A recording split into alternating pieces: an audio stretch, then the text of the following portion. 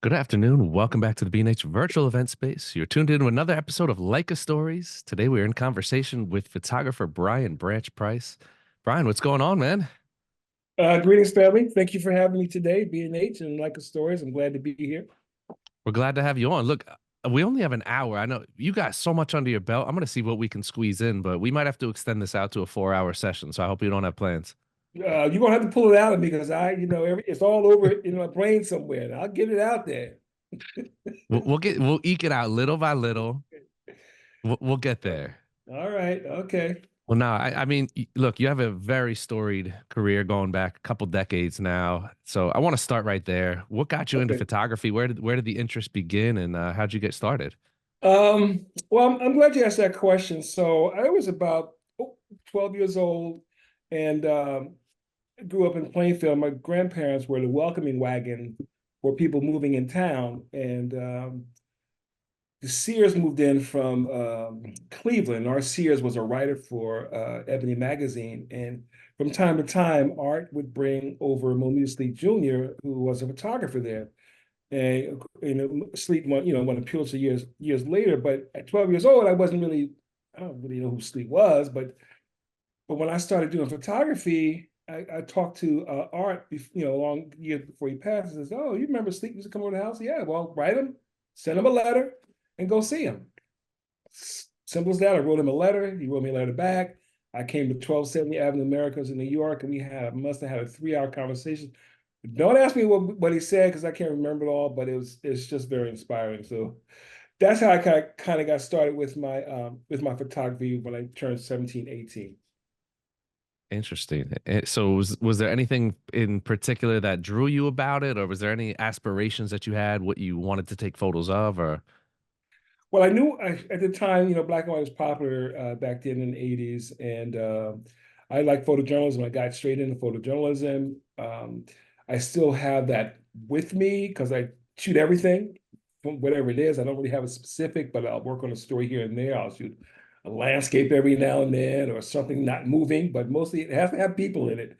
Um, I was a National Association of Black Journalists. They called them back then NABJ babies, where people groomed you and showed you what to do and kind of brought you up in the business and into the news business. Hmm. Um, and most of my work growing up, I went to Howard University in DC, so I was influenced by a lot of DC photographers, and that really inspired me to become the photographer I am today. Hmm. How has you seen the photojournalist core change over time? I mean, you've been in it a long time. Obviously, everything's way different than it was back in the 80s. What's the biggest change that you've seen, or is there any changes that really stand out to you? I just want to go back to Sleep. You were able to write, you were able to call up editors and say, "Hey, can I come and show you my book?" And in a week or two, you came in and showed your book and you got work.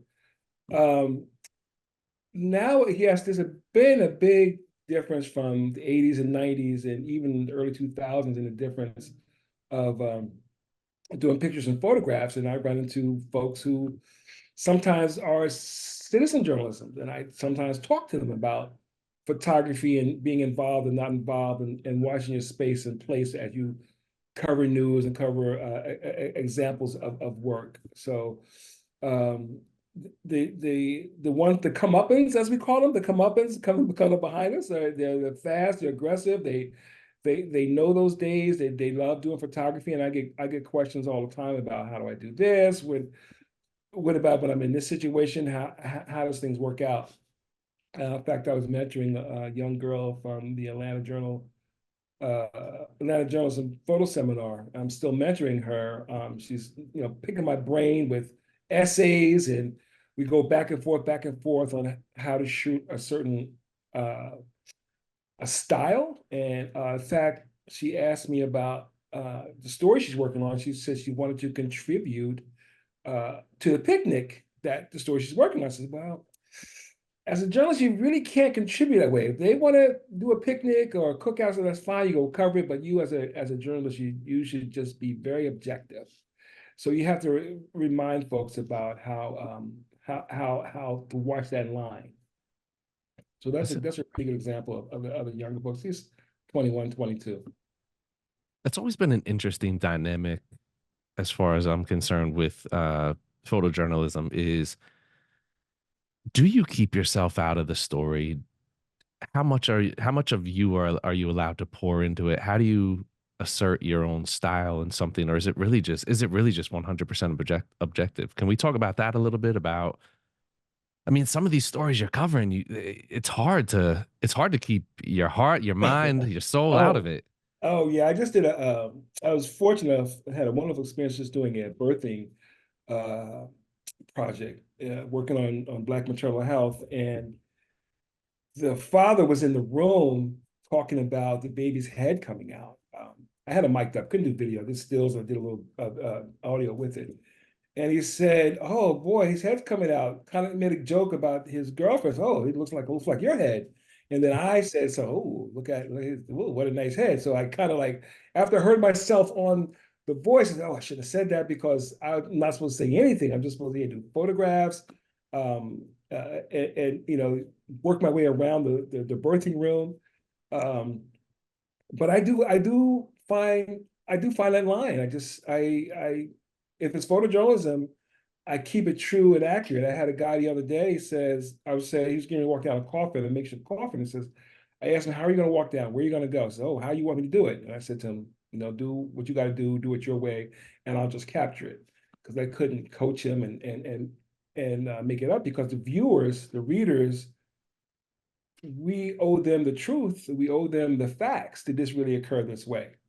And I learned, it's funny, I learned that as an intern at St. Pete Times some years ago, one of the mentors I had, I can't remember his name, we had the same argument. And I said, well, what about portraits? He said, well, portraits, you could do what you want. News, you can't do anything. But a portrait, if it's a portrait, just say it's a portrait, and that kind of escapes your way of, bending and breaking that line. And so that was something that was very valuable to learn when you're out doing shoots.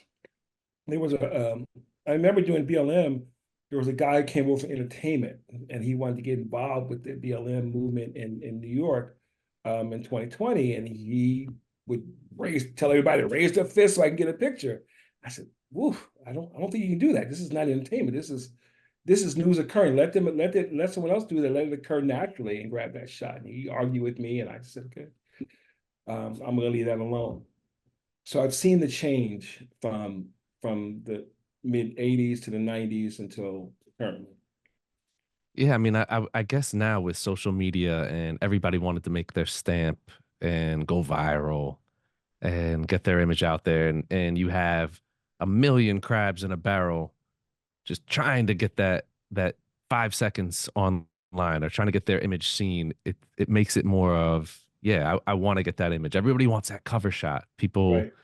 I feel like like that right there with trying to commandeer a shoot and get somebody to put their fist up in the air rather than just letting things happen naturally. You have to see that more and more now. Yeah, yeah, I waited on mine. And that's stuff like that's going to happen. I remember seeing one of the Turley brothers picture. He had one in England, and the girl turned around. It was just I talked to him, just a natural shot. And those things happen and occur. You just have to be there in the right spot. Um, and um, and it'll happen and it will happen. So you don't have to coach anyone in photojournalism, that is, because that photograph is, it may go around the world and people are going to believe what you photographed, and you want to keep the ethics right on top there. And as far as style, I started getting up closer when I got my Leica gear. I started getting not quite getting in folks' faces. I just started breathing more. And it helps me with my personality. I have a very outgoing personality. I have no problem approaching folks and talking to folks. And I found that sometimes I got my style on the point. Sometimes I don't know what the heck I'm doing out there. So it depends on the day, it depends on the hour. I just have to keep the focus on what's true and out there for that subject matter for the day. And eventually I pick it up. And I used to pick up people's styles just looking at newspapers. I know who shot that. I know who shot that. I said, I can see their theme. I know what I'm looking at their name, who they are. And that's kind of how I kind of want to be as I grow up. So people see a certain style.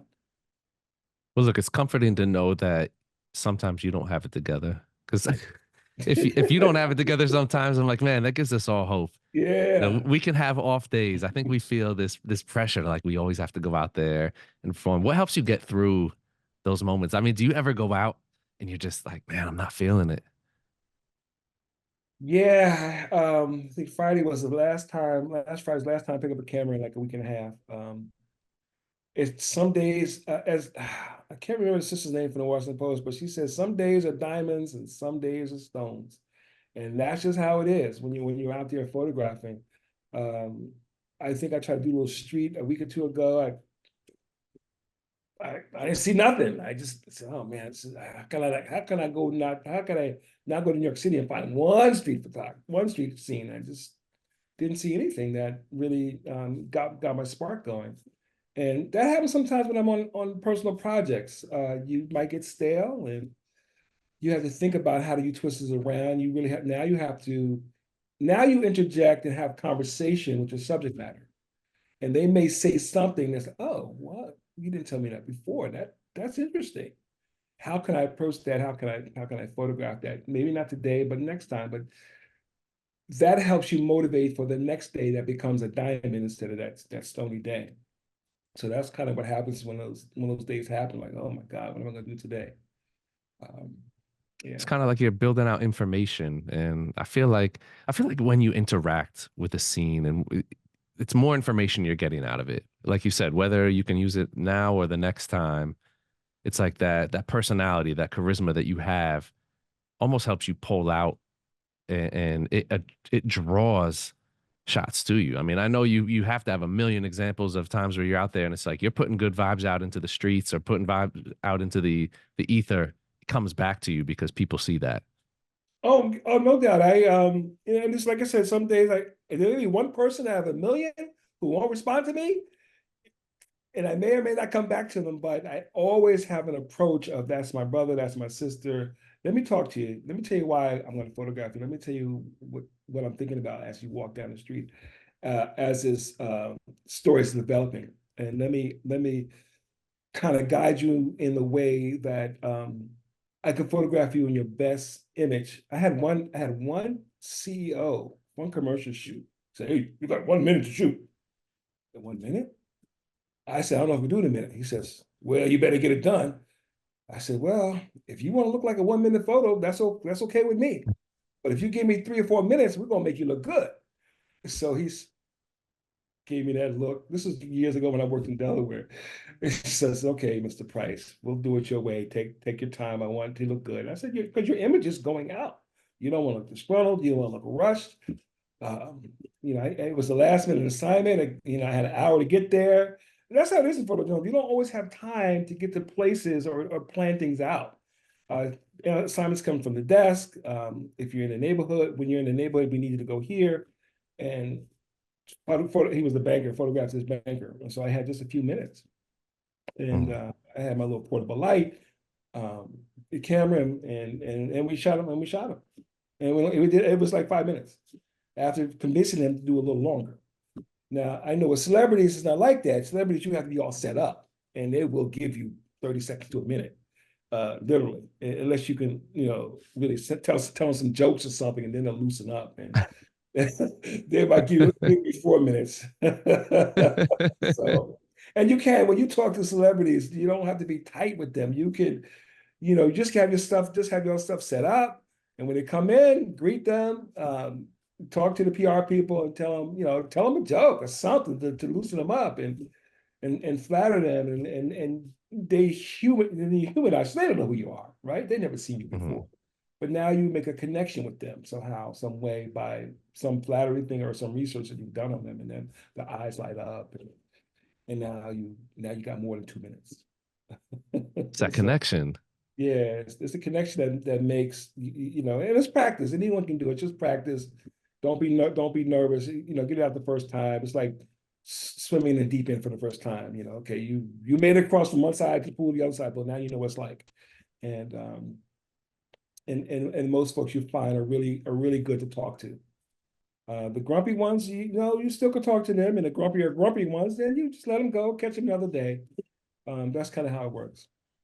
What do you enjoy photographing the most? Is it, I mean, you have a little bit of everything under your belt, but what is it that really gets the passion going for you? Oh, gee, Derek. I'm hitting those hard hitting questions today. Hmm. A lot of everything. What I like to photograph the most? Well, earlier I said people, it's got to be a person in it, right? Hmm. I remember my first assignment at school was an Asian guy. I took it home after when I first had, let me go back. When I first had my class, I thought it was a hot shot, right? And my teacher said, I brought my pictures in. He said, "What is this? Are you kidding me?" He hurt my feelings. I thought I was going to drop out of photography. Sell the camera. So I went back out the next week and I brought something in that was I had to shoot infrared film. That was the next part of the class. I found this portrait of an Asian guy by a bike.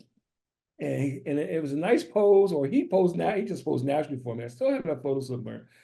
And I brought it in and said, okay, that's better. And then I took it home. I showed my grandmother, and she said, wow, look at this picture. It's a nice picture. So portraits have been, I really like portraits because I get in the mood. I get mood. I like portraits and I like photojournalism. I like reportage.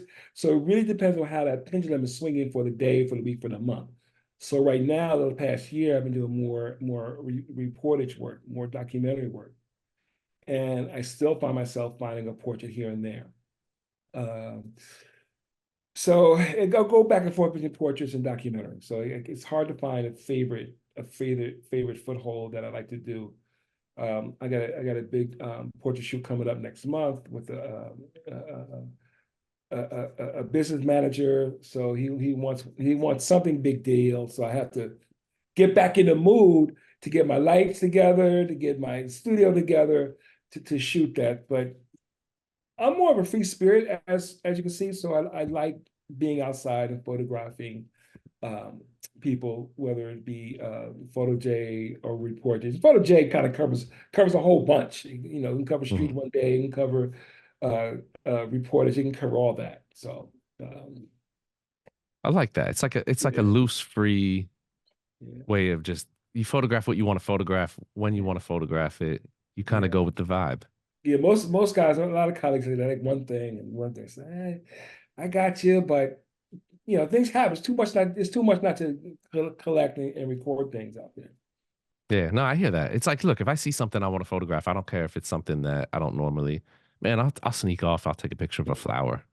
I I, may I not remember, post it. yeah, yeah. I remember one year I was in working in Delaware at the News Journal. The News Journal produced out a whole bunch of good folks. They had Jody Cobb and Kevin Fleming. All these cats went to Neo Geographic. I thought I was going to go after working there too, but that didn't work out.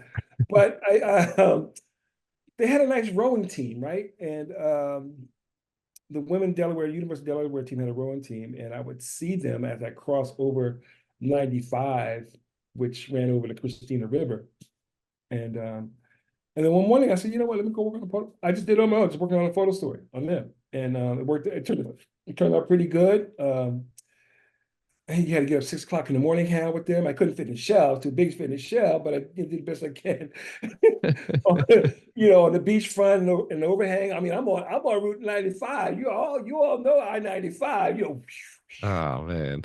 So I'm like, okay, God, I know y'all see me out here. Be careful, don't hit me. I'm out there for 10 minutes trying to wait for these cats. They're coming under the underpass. I'm waiting. The sun is setting. The ripples, rowing has a little puddles or ripples. So I'm waiting for the right one to happen.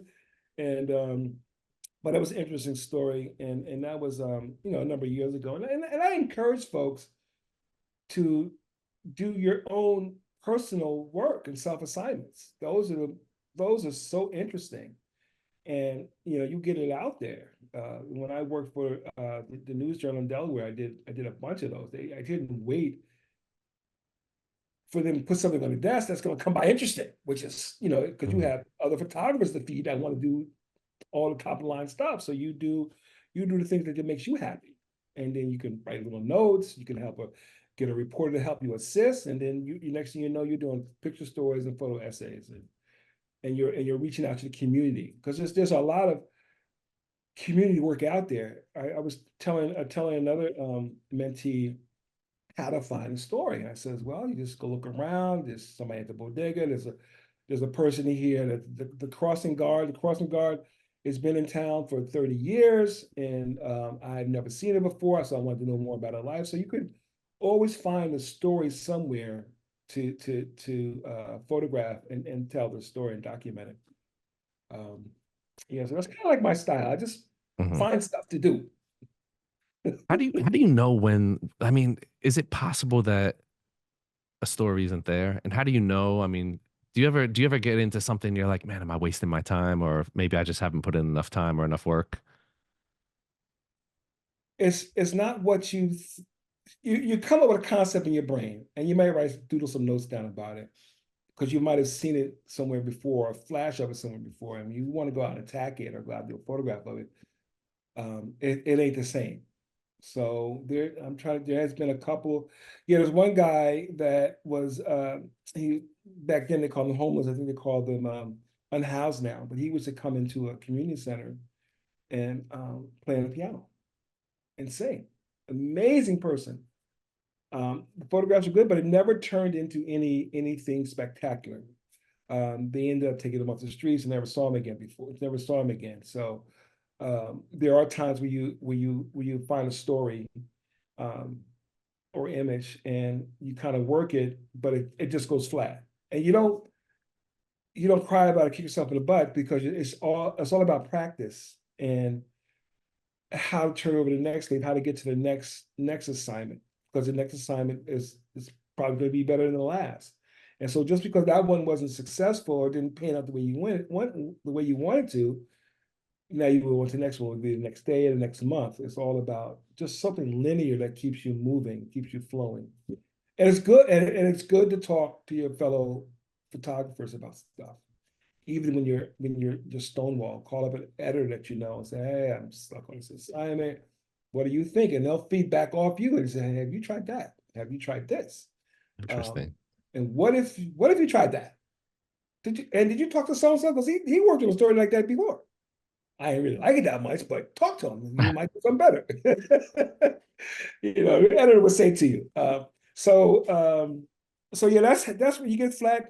Call up a friend, call up a brother, call up a sister, and say, listen, let's go get some coffee. Let's sit down and talk about these images. Which way do I need to go? What should I do? What's and always keep in mind what's important to your viewers, whether your viewers social media, whether your viewers broadcast, what's important and what's important to you. Why is the story important? Why is it important to the public? Why is it important to the world? Why is it important to your 10 block community? Why is it important? Who is this person? I What's the met hierarchy there when it comes to Photo J? Like, is it what the press wants, the agency wants, what the people want? How does that kind of fall as far as levels of importance for a story? well, Zuma beats me up because I like to turn in black and white. She said, Brian, I can't move these black and whites. So okay, I'll send you some color. Um, so they it can depend on current issues, right? It can depend Mhm. on healthcare. I think the next thing I work on in healthcare is black men who don't like to drag themselves to the hospital. They don't like to drag themselves to the doctor. They rather have a heart attack going to the hospital, and that can all been prevented. Why is that there? So you come up with something that, and you have an editor. If you add a news organization, I mean they're shrinking nowadays, but if you add a place, you sit down in a budget meeting, say, hey, listen, I met so and so. I think this could pan out. This has reaching effects to the community, and they'll say, to what community? I mean, they'll give you some feedback, whether it's positive or negative, and then um, it's hard to say how the hierarchy goes, but it's what's important to the lifestyle, right? What's important to the little league game? What's important in sports? What's important here, and how's it effective? So my stories are mostly my images are mostly storyline. So I build a story. It's tough to do singles nowadays. I mean, I do singles. It would be like news events like protests and marches and things like that. Um, and Zuma, they do it. They do a great job of putting images out across the world. And you might see something in a Wall Street Journal. You might see something in the New York Times. You'll see some ABC. Oh yeah, look. It looks familiar. I said, I think I've seen that somewhere. And then you realize you see your name underneath, and that's very exciting. Seeing your credit, on something, whatever it is, some kind of credit. That's good seeing. Oh yeah, that's good. You like that. So yeah, it's hard to say what the hierarchy is, but if you come with a good pitch, a good story, it will move. Hmm. Yeah. Now, you talked about how great it is to see your name credited into an image. What's been the pinnacle of your career? You've had a long, illustrious career. What's the top point? What's the top point? What do you mean? What's been your biggest achievement? Oh, well, like I said, go to the store. So right now I'm working on my Black Cowboys, which is Mhm. really interesting. Because each club is different, and I'm finding more and more stories. And I'm not the first one to do it. I tell you, I'm not the first one to do it. Ron Tarver, the Inquirer, did it back in the 80s and 90s. And when I saw Ron stuff, I was kind of starting doing it too. But I saw Ron stuff, I ain't touching these Cowboys. Ron have his way with this thing. He has some amazing photos. So yeah, I tucked it away for a number of years to do the consistency, right? And for the last 8 to 10 years, I've been going out more and more to do that work because the culture is important because this is one of the culture aspects that's in the Black community that goes way back to enslavement days because they work the farms, they work the horses, they work the animals. It's a deep culture and it's a legacy that's current today.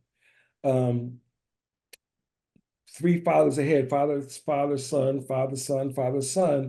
mother, daughter, put the children on horses and they ride horses. So it's been going on for several hundred years I hear stories I've been riding the horse since I was 2 years old. My Wow. father put me on it. And then their father put them on it, so forth and so forth, both the girls and the boys. And they do amazing stuff. So it has, and you don't see these Black Cowboys unless you're at a parade, right? And that's where you see them at a parade, but they do more than participate in a parade. They they function in trail rides where they may have a place like in Jersey, they have a place out West Jersey where they have a ride every summer and they do 20 miles or so in the trails through the water, through the river. It's amazing, right? And then there's places in Maryland where they do the same thing, and places in Texas where they do different.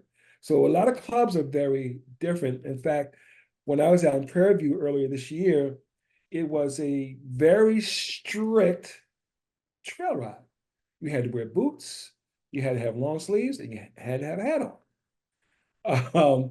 And and the thing was, it was a serious break because it was going into I think the Houston Livestock Show. I think that's what they call it. I might have my words off, but you were graded on your presentation and how you march and how you roll. They had real authentic wagon trains and things they remade, but you had a wooden spikes and a metal rim and covered wagon, a wooden wagon. You had mules, you had horses. It was something you don't see out east. Um, I got a guy in Maryland that's going to do a bull roast. I ain't never seen a bull roast. Anybody seen a bull roast? I ain't never seen a bull I roast. didn't even know that existed. It's a hog roast, a lamb roast, fish, but a bull. I mean, there's got to be. How is a huge pit they got to dig? I have no idea. I mean, I want to see it. Um, so that's been the pinnacle so far of my career. I'm glad it came a little late because I think I'm still younger. When guy says on Instagram, don't get older, get better. Just keep moving. Um, so that's this year I'm going across the country to try to wrap up the project because it takes a lot. I've kind of marked out the 6 or 7 states I'm going to, the historical parts. Like there's the Buffalo Soldiers.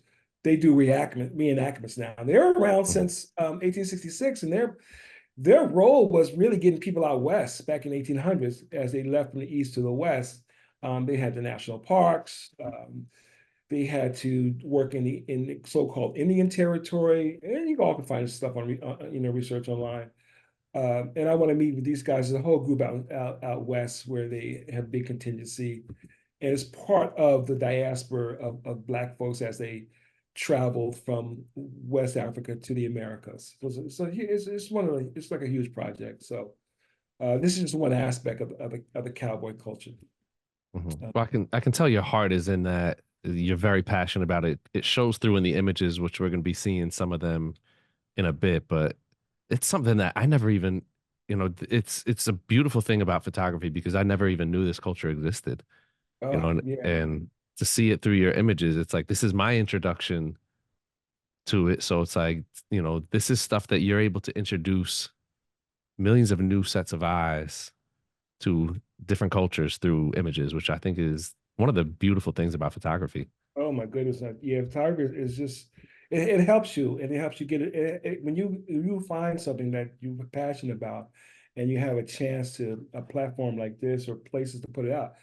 I was just putting it on my website. Who's going to my website? I don't know. I put it on Instagram, and you come back, and the Cowboys, they don't not all of them ask you for photographs. Some of them do. Mhm. And some clubs, they won't let you in unless you've been there a while. Uh, you know, Interesting. New York has their own club, the Federation of Black Cowboys. They've been around for quite a long time. They have a museum over in Queens. I would suggest you call up Curly. He has a hacienda. I think we might see his picture. And go by and say hello. Curly, keep you there for 2 or 3 hours talking about the history of the Cowboys. If you got that time, you can do it. Um, Are they and all interconnected? Like, is this, all the different, is it different organizations or is there like one uniting body?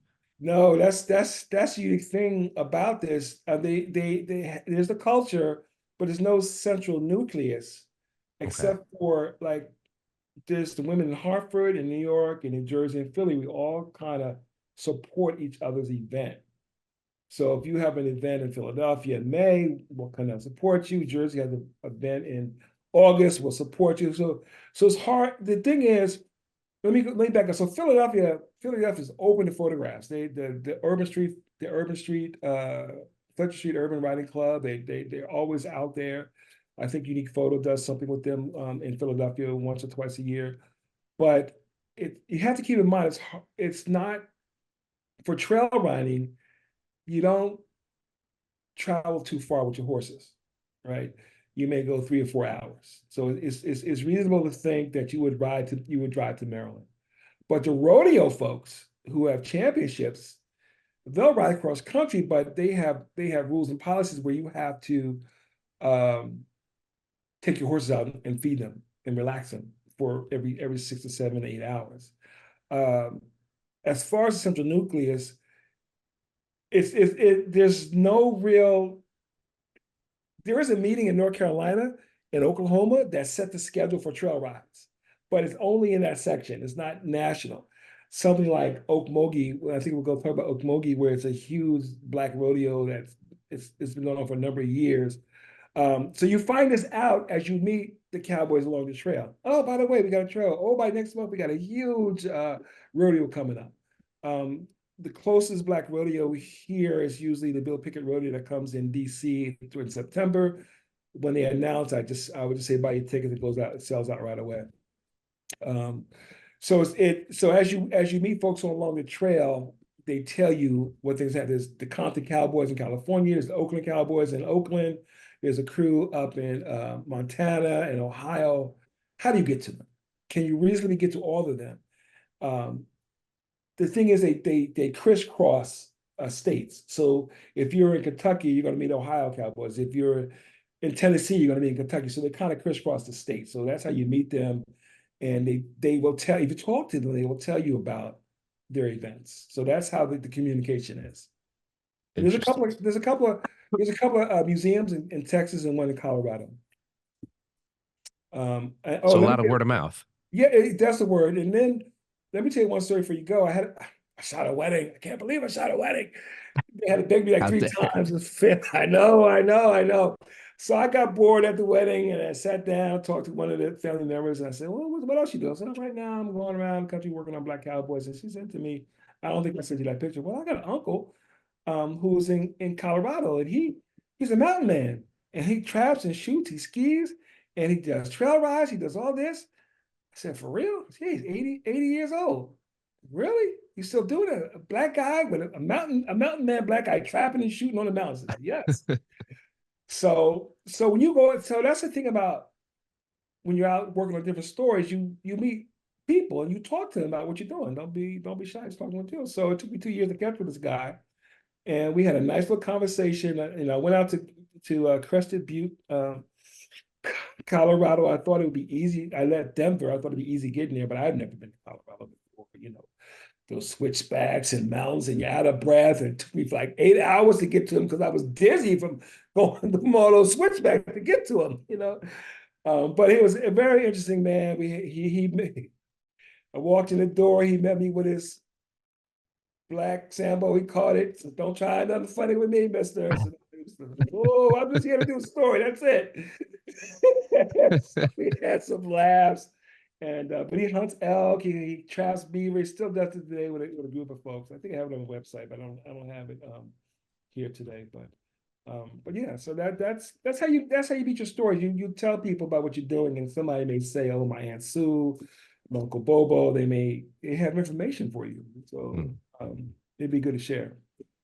It's a much different way of life than playing field, right? Oh, yeah, I know, I know. I told you about my ankle bracelet, right? Yeah, you're stuck. Playboy won't let me leave. I got to if I have to go to town, they say, well, I gotta go to town. I'm just joking, people. I'm just At least you travel. You get out. You travel way more than me, so it doesn't matter if you're yeah. stuck there. You get out. Yeah, but hey, all self-funded. So you do what you do. Don't let anything hinder you. Do what you can within your budget and your means, and things will come in for you. So I love that. Well, we'll get to some images in a minute. Before we do that, I want to talk gear. What are you shooting with? What's your main setup? Your go-to? so I know y'all ain't gonna like this, but I use a 24 Summilux. I don't care what you say. I know it don't have frame lines, but a 24 has been my standard, and I use a 50 Summilux as well.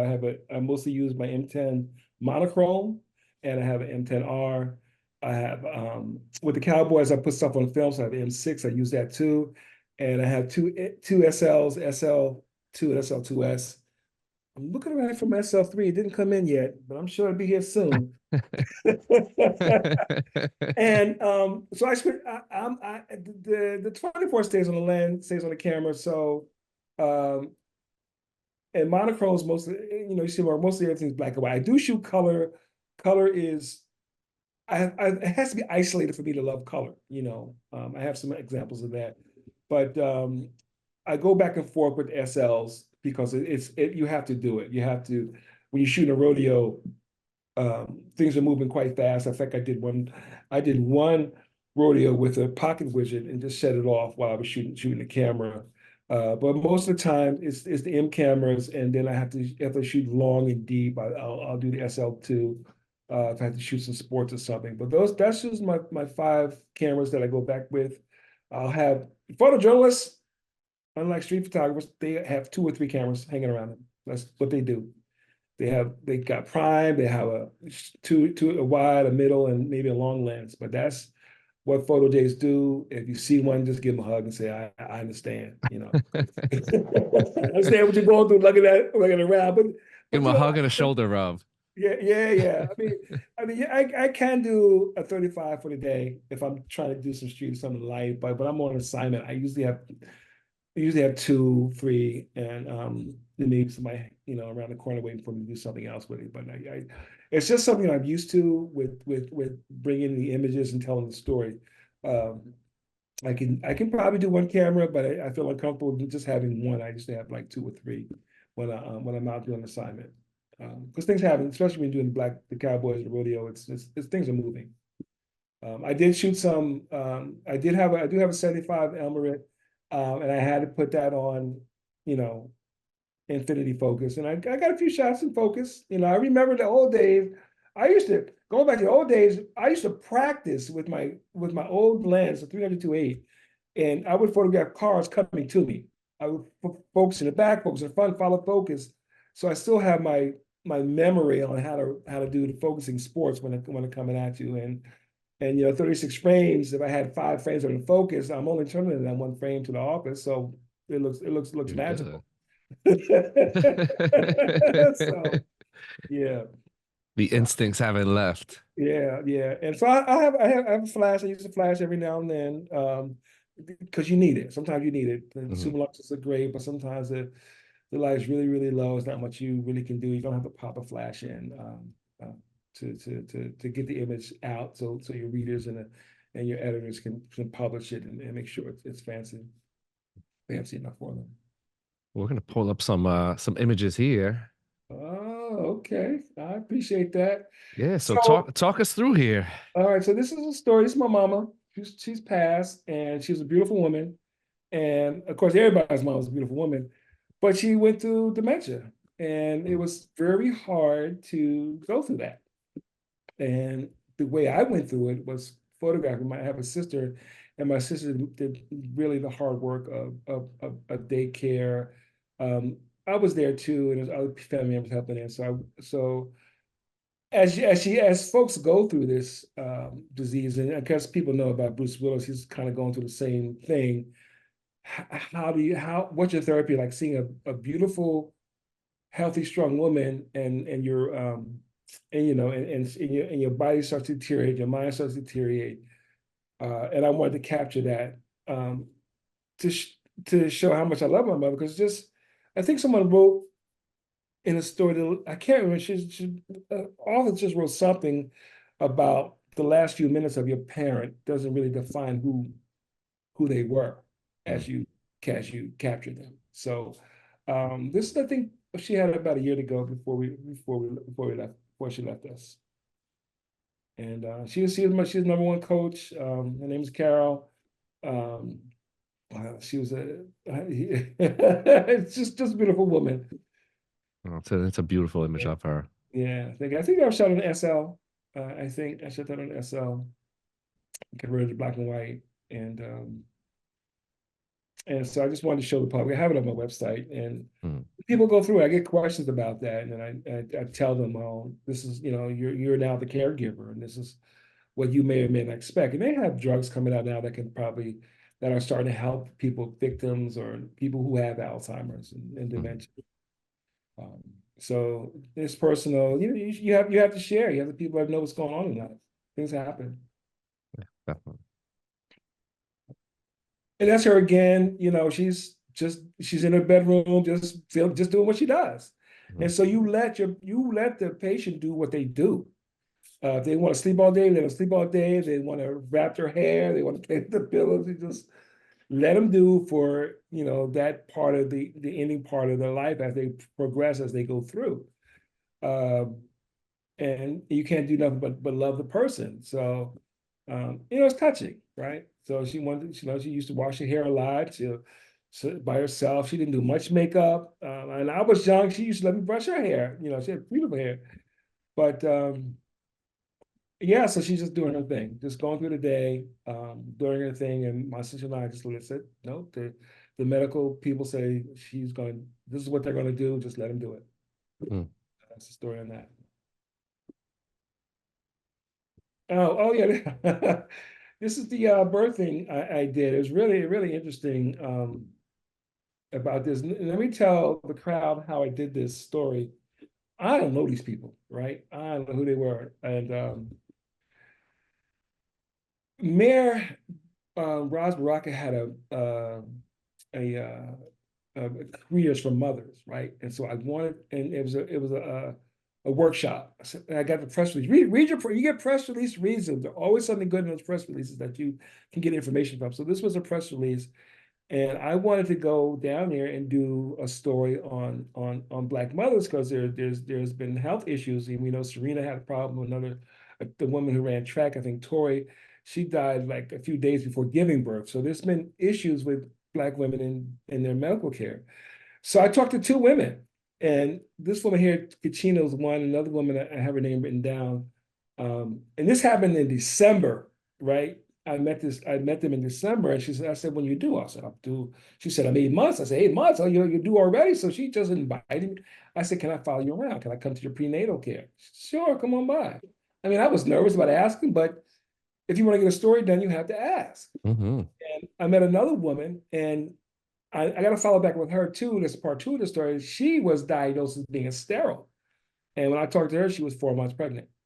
So, and we're going to get back to the doctor that diagnosed her that way. I don't know how that, we don't have the deets on that yet. But again, these are perfect strangers. They welcomed me in. It's a wonderful experience to photograph them. I had to do it in a delicate way. The father, he was a great coach. Um, they and she had a terrific terrific birthing process. The baby was out in 3 hours, uh, which is unusual for a first time mother. I think this. I don't know. I don't know if this was the black and white like Leica or the. I had a Q3. I was using going back and forth for the interview with a Q3, and if you can look up under the guy's hat, up on his collar, you'll see I have a Rode, one of the Rode mics, recording the voice, because the hospital will let you do video, but they said you can record audio. So that's how that came about. This was interesting. If anybody covers New York City protests, you'll see the guy on the right. I think his name is Nickus. I think that's his name. His lieutenant should be retired by now, but there was a lot of conflict. This is an ironic photograph. The guy on the left is Joe Brown. He would lead a lot of the BLM marches, and somehow or another they had a connection. And Joe on the right said, "Brian, come here." Because I knew him, right? He knew me as a cover. If you cover these folks day in day out, they kind of know who you are. So Brian, come here. I'm gonna go shake this guy's hand. So he went to go shake this hand. Next thing you know, they hugged each other. And so I sent to a resume. They ran. I don't know where it ran. I didn't see where it ran, but I thought it was a very ironic photo in New York City with protesters, BLM, and New York City police officers. And I think I shot it with an SL. I'm not sure, but it was obviously it's a wide angle lens. You know, I like wide. So That 24, that 24 strikes and again. 24, yeah, 24 strikes again, baby. 24 again on the monochrome. This is New York Fashion Week downtown, the Spring Street Studios. They're not there anymore. But I find it more interesting to do Fashion Week outside. For street photography buddies, folks, you can just hang out and just have fun back there. And this, of course, is a portrait. This is a portrait, right? And she just posed, and I grabbed a shot of her leaning there. This ran in the Washington Post annual they have every year. Dudley Brooks, the editor, says, "Oh, where's this one hiding?" He saw a lot of my photos. "Brian, where's all your photos? I couldn't see your photos." So he got on my case. This is one of the photos that ran in the annual. I sent this in black and white to Zoom. I don't know if it pushed around the world, but I like this pose. Um, I It's a haven't seen her beautiful since. Her shot. name is Deja. I haven't seen her since. This is the Federation. This is the Federation of Black Cowboys out of New York City. This woman in the middle is Keisha. She's the president. Her father started riding horses in Brooklyn back in the 40s. And what you have to understand back in the 30s and 40s was Isabel Wilkerson, she and I went to college together. She did a book called The Great Migration, and Black folks migrated north and they brought their cultures with them. So those folks from the Virginias and came in North Carolinas came to New York. Those folks from Georgia, they kind of went to Detroit and Alabama and so forth. They went up to Chicago and out in the states out west Mississippi. They all went west of Texas and LA. So, but they brought their Southern traditional culture with them as horsemen or wranglers or cowboys. And so you'll find them riding around in the city from time to time. They're getting older now, and they're recruiting younger and younger people. But the fellow on the right is Curly. I think it's Curly's Hacienda in Queens. Just look him up. He'll love to talk. He'll talk your ear off. He said he's been a cowboy since he was 3 or 4. He'll say howdy, giddy up. All cowboy languages, idioms that you know. You need a leg up. chomping on a bit, let me rope you up a little bit, you know. So Curly is a wonderful character, and again, these folks here, the Federation, again connect with the Jersey folks and the Maryland folks. They go pretty far. They don't always take their horses, but they do go and support. I've seen them down in North Carolina, supporting other cowboy events, Love that. and they just let me come and do a portrait of them. This is Detroit, Michigan. I was, this is what I was doing. I was researching, I was going to visit my son who's in Detroit, and I called a couple of people and asked, are any black cowboys in Detroit? And two people I called said, no, I never seen them before. And you don't see them, you really don't. So after doing some research and calling more and more people, I found a woman who has been running a rodeo in Detroit for 9 years. It's outside Detroit, still in Wayne County. Um, if you look up top, the boy's sitting on his horse, the woman to the left, and back in the background is another horse and a fellow on his knees, calf roping. But what's interesting is the fellow on top, he was in a calf rope event and he lost and he was crying, right? You can't see his tears, but the kids take it the hardest, I found, when they don't succeed in the event. But keep in mind, family, there are prizes. There are dollar prizes and buckles. People want buckles are big. You get a big buckle, it tells you what you did. People they say, oh, look at that buckle he got. So it's very important. And I think this was a $25,000 cash prize for the Wow. winner. So the trail ride, let me go back to the trail ride. Trail ride is more like it resembles of the old cattle drives. They still have a few cattle drives going on in the country where they would, back in the day, 1800s, they would take the cattle from Texas to Colorado to the meat factory. But the trail ride resembles that, where they do, 16, 20 miles. They'll come in on a Friday, have a fish fry. Saturday, have a little breakfast, and then they'll go on a trail ride. They'll come back and relax, and then they'll have a big cookout at the end. And it's hard to get portraits of these cats because they're always moving. They're like bicycles Mm. and NASCAR, always moving. So, and when they come off the trail, they're ready to undress. So it's been, you have to catch them the night before or before they get up on a horse and mount it. But yeah, trail rides are much different than a rodeo. Rodeos are there for events, it's more sporting. Cash values are there. And trail rides are nothing but, they have huge parties after the trail ride. After your rodeo event, there's not so much of a party because they're packing up going on to the next rodeo. Okay. So those are the difference between the trail rides and the rodeos. Okay. I love this shot.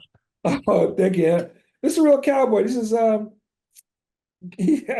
walked up to him, right? I didn't know who he was. This was in Shelby, North Carolina. His name was Carolina Cowboy is his name. He said, I'm a real cowboy. I hard to understand that southern twang. It was hard to understand him. So what do you mean? I said, I milk the cows, I take care of the animals, I raise on a farm, I shoot, blah, blah. So he said he's a real cow. He ropes, he does rodeo. And you can see how large his buckle is, right? That's a huge buckle. When you see that buckle, people will stop and look and see. So he rides bulls, he rides bronc.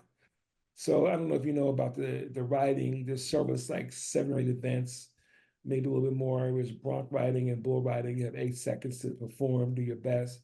The women have 2 or 3 events, and the men have events. They all compete in. But this was the speakers building at the corral at the horseman, which had almost 1,500 horsemen, cowboys riding a trail ride for the weekend. It's the largest in North Carolina, but they had 25,000 spectators who Wow. came. And most of them are cheated. They cheated by, I can't say cheated, but they came to vacation and to see what's going on. So it just kept building and building and building. And I don't have the pictures of the trailers they come in, but as far back as 10 years ago, the Cowboys were sleeping in tents and sleeping bags. Now they've kind of progressed and moved up to trailers. So there were cowboy campouts, but they don't do that anymore. The folks in Prairie View said they used to sleep under the wagons, and someone who didn't let me sleep under the wagons. slept in sleeping bag outside on the prairie, right? And they would go to bed and wake up morning feeling heavy, feeling heavy, and they went to bed and they realized snow has fell on their sleeping bag. So Oh they tell you man. these stories, they're like groovy stories to hear. So yeah, that's Carolina Cowboy. He's I'm supposed to meet up with him again when I go to North Carolina. He's an interesting person. Oof, Oh wow, yeah, this love is this. this is really interesting. So these are the cats, cowboys and cowgirls in um Philadelphia. There's several clubs in Philly. Well, this is the Fletcher Street crew. I'm sure you guys might have, I don't know, might have seen the Concrete Cowboy. So they were featured a club there in that movie with Idris Elba. And so they were giving a birthday party for L Dog, who is the founding member of the club, and they were riding from their old. Well, they have a stable in the barn. The old stables still there. I encourage you to go by and see the old stables. They're going to keep them, but they have a new stables of barn in Fairmount Park. So they're riding in Fairmount Park. They're coming up the hill. There's other photographers around, and I'm just trying to be me, try to separate myself from the crowd and find something that is unique to what I like to do. So as I saw the other photographers going, I was in the park, up ways in the park. I was say 100 yards away. I see, okay, we didn't know where they're coming from. They were an hour late, so we didn't know where they're coming from. We didn't know if they're coming from this from the city park with the cityscape or coming up Girard Avenue. So they ended up coming up, passing over Girard Avenue, and I just walked down the hill a little bit, and they were coming up, and it kind of really made a very unique photograph. And this was shot with an SL2 with a 100 to 400 lens. So I do tight, guys. I shoot tight when I gotta shoot tight. I do when it lends itself. Um, I don't think with the 50 or 75 would have got the same effect because they just happened to come together at this particular point as they did. Um, and they one of the reasons you'll see an older guy in the back and they try to get the kids off the streets. That's one of the goals, is to keep the kids off the street, keep them active, keep them not into things that would get them in trouble with the law or things of that sort. So that's one of the main goals of a riding club, is to get the children to learn how to ride horses, to learn to care for the horses, and things of that sort. They don't have the cowboy boots, but they do what they have to do to be the cowboy in Philadelphia. I love And that. Well, that's a thank you. perfect way to close it out there, man. Oh my goodness, yes, yes. We should have closed it out with a 24 millimeter shot. It would have only been right, but Yeah, use that 24, baby. Not uh 28. I know I got 28 too, but I like that 24. what is it? Is it just the closeness? Like it forces you to get up in there. Yeah, so 28, they have the frame lines, right? 24 doesn't have frame lines, but you got to put the little eyepiece on to make it to get the frame lines, or use the back panel if you have a digital camera. But you have to know if you're too far over the head or just right. And after practicing a while, I kind of have the view, even looking through the optic, where the image is going to be. So, and if you don't shoot, of course you can make it, of course it can be distorted. So you want to kind of be even and level on the playing ground. But after working with the 24 for a number of years, you kind of figure out how way to do it. It's quote unquote like a branded as a photojournalism lens. So when I said photojournalism, I said, oh, I'm gonna get that lens. That's gonna make things big. I'm gonna get that thing right there. So forget that 28. I'm gonna get that 24. I ain't mess with the 21. I'm going with that 24, baby. Oh man, Brian, this is a great conversation, man. I want to thank you again for joining us. Just Oh some my great goodness. stories. Such Okay. a great career, man. Yeah, great. Yeah. Have a good time. Not done. Still going. Still Still going. going. You still Still got going. plenty of life in you, man. Yes, that's right. And one thing before we go, it's all about legacy too. Like I said, I call myself NABJ baby. There's people's shoulders that I rested on, like Roland Freeman, who's passed, and Sharon Farmer, and Monita, and Dudley Brooks. These folks I rested on their shoulders. Now it's time for me to start thinking in the direction of who the comeuppance are. So don't discourage them. Just tell them, hey, learn this little trick. You ain't got to do it all, but this is something we used to do. So I want to look out for the comeuppance. So as a kid, as the kids say, the comeuppance. I love it. It's a If they great still use that term, I don't know if they still use that term or not. Man, I'm the wrong one to ask. I've already passed that line of like, I don't know what's Okay, cool, what's okay, not cool, what's okay. in. Ah, we getting old, man. I Getting hear you. old. I hear you. Well, Brian, huge thank you to you, of course, Leica, for hosting Yes, today's event. We'll thank keep you. up on your work, and look, you're always welcome back here on the platform. We'd love to share in your future projects here and God bless you. get that Okay. out. So, All right. Thank you. It's been a great honor being with you and the whole family here. Thank you so much. thank you, Brian. A huge thank you to all of our viewers out there watching, listening from wherever you are in the world. That's it. Another edition of the B&H Virtual Event Space now in the books. Catch y'all next time.